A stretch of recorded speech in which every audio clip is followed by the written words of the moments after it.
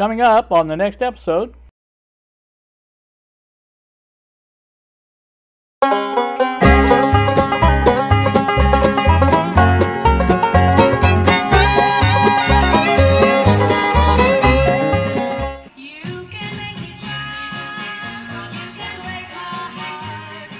Alright, well, there's your little dose of LA oldies this morning. Here at the bench again. Yes, Daniel, I am at the bench. He asked if I was at the bench when I made the video. I think last video I made, I was for part of it, but for part of it I was in my chair in the living room where I like to sit. What you see before you is the tubes from Mr. Robert Bob Dubush over in Ohio. These are the ones for the Packard Bell I ordered. They're two metal tubes. One of them, if you guys recall when I was testing the tubes, one of the Packard Bell tubes that needed to be metal was glass, and the other one tested bad. And I think it was a 12SQ7 was bad. Don't quote me on that, but I think that's the way it was.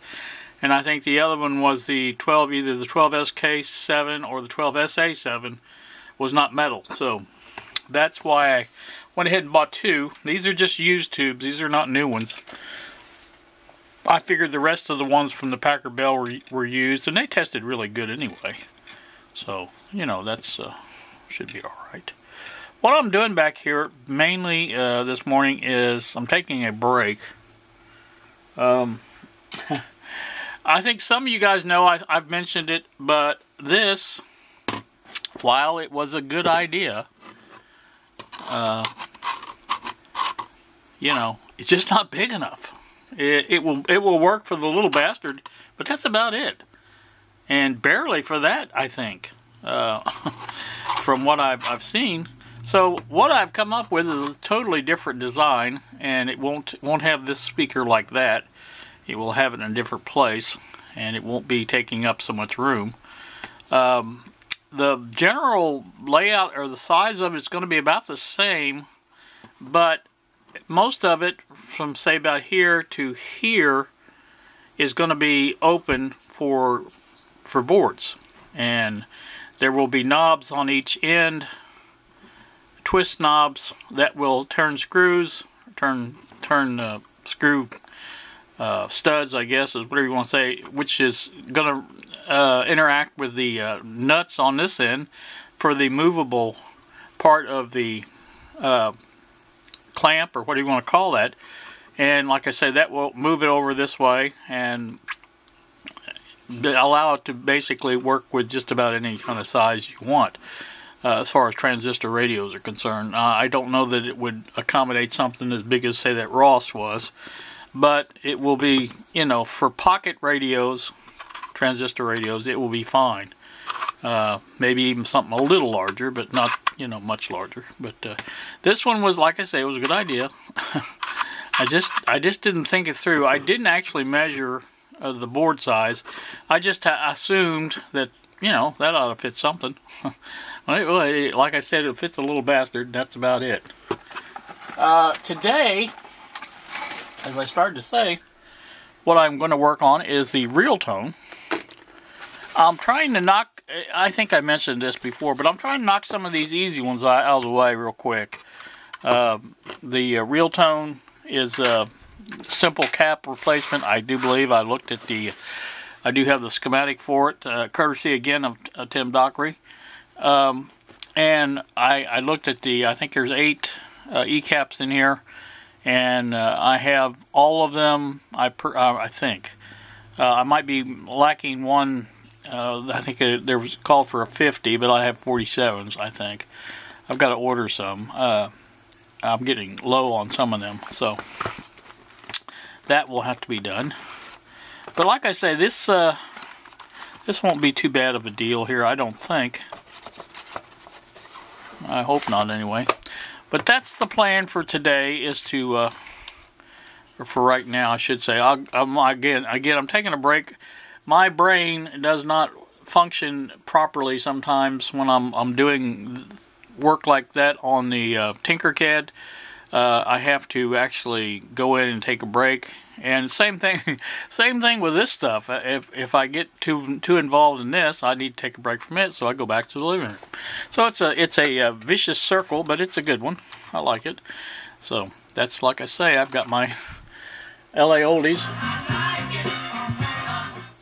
playing, and so that's what I do. I sit back here and got my soldering iron heated up, and I got to throw these capacitors away that from the Ross. You know, I used to save these all the time, and I don't even know why I did, because I know these are no good. There's no way in heck they're good. So why would you even bother saving them?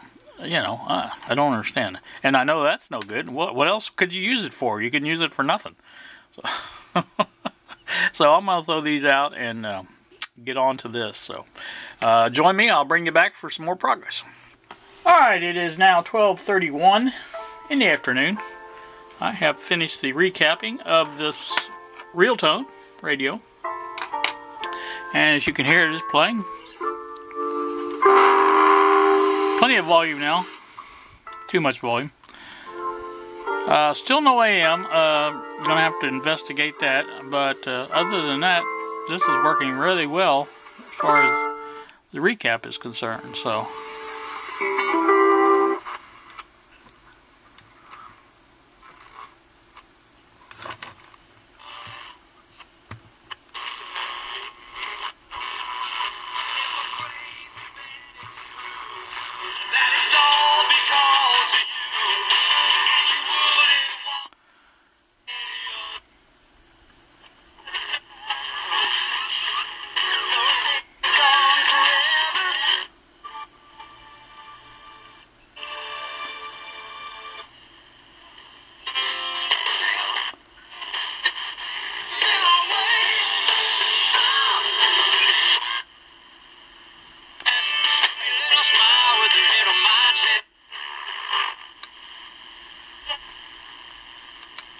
It's a little stiff one down in the end, but it's working. Probably not the most sensitive.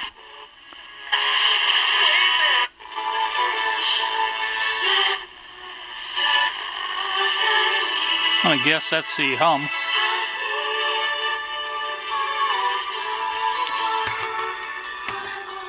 So, like I say, I've got to work on the AM.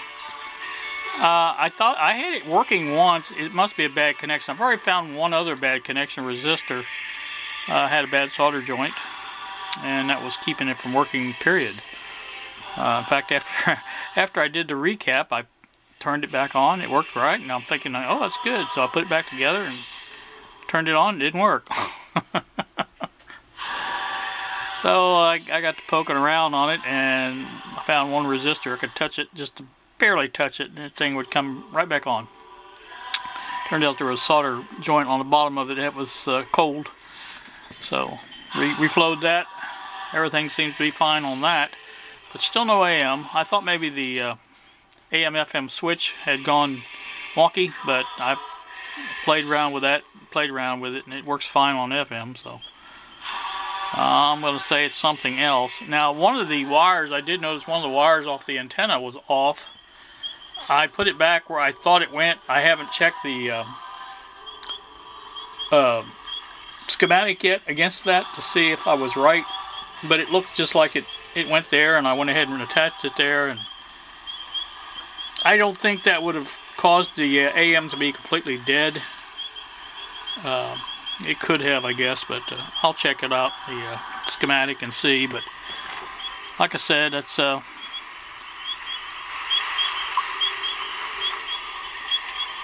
anyway.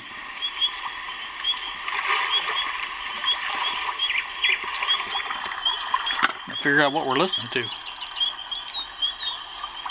Something. I can tell you that. Birds. It's 12. Yep. 34. Yeah, that's the hum. Let's see. Yep. plenty of volume. Here's the collection of old caps that I took out. 8 of them.